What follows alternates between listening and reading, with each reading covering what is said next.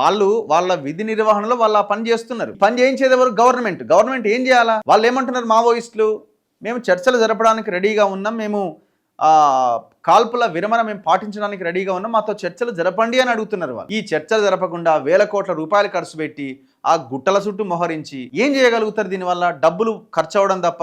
మొన్న ఎండాకాలం దీంతో ఆకులన్నీ రాలిపోయి వాతావరణ వాళ్ళు హెలికాప్టర్లో డ్రోన్ల ద్వారా సమాచారాన్ని తీసుకోవడానికి ఇబ్బంది లేకుండా ఉండే, కాకపోతే వీళ్ళు పైకి ఎక్కడానికి సమస్యగా మారింది. కానీ ఇప్పుడు ఈ మధ్య వర్షాలు పడుతున్నాయి కదా, దీంతో మళ్ళీ అడవంతా పచ్చగా అయిపోయింది. ఏడగనబడుతుంది, ఎన్ని హెలికాప్టర్లు పెట్టి ఏడగనబడుతుంది. ఇట్లా ప్రయత్నం చేస్తున్నారు కానీ వర్కౌట్ అవుతలేదు.